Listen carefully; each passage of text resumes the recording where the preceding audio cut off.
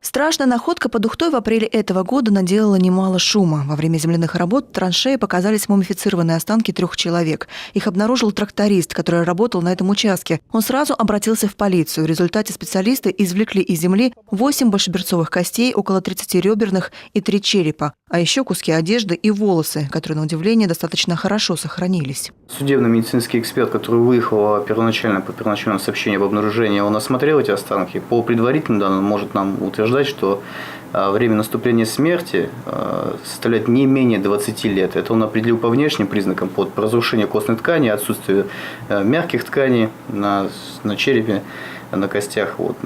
Также пояснил, что в том месте очень богата торфом почва. То есть тела в том месте подвергаются так называемому торфяному дублению, что обеспечит их долгую сохранность. Не менее 20 лет отрезок времени небольшой, а потому Следственный комитет изначально не исключает и версию разборок во времена лихих 90-х. Отрабатывает все возможные варианты. Ведь само захоронение без каких-либо опознавательных знаков, а значит, криминал здесь явно присутствует. Другой вопрос, кто и когда убил этих людей и зарыл тайком. Историки практически сразу выдвинули и свою версию. В 1941 году у нас есть документы, есть справки. Почему-то именно 1937 и 1941 год, когда написано расстрелян. Вот такие какие-то справки. Просто справки.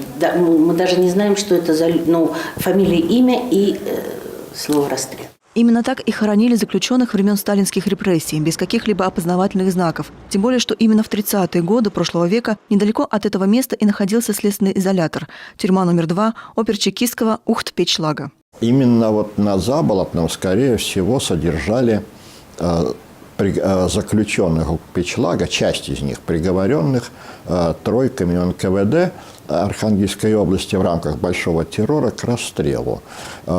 Вообще, по точным данным, актам о расстрелах, в Чибью, это бы Ухта, и, скорее всего, именно на Заболотном, это вообще-то за городом ведь тогда-то было, тогда еще и города не было, было расстреляно 121 человек. В итоге к делу было решено подключить и сотрудников УГТУ, старшего преподавателя Наталью Мачулину и профессора Галину Осадчую. Достигнута договоренность о внеочередном проведении лабораторных анализов. Произведен осмотр места происшествия с применением специальных технических средств и при соблюдении методик. Далее было установлено, что найденные останки с высокой долей вероятности принадлежат все-таки жертвам массовых репрессий 30-х годов, а обнаруженное захоронение относится к объектам культурного наследия.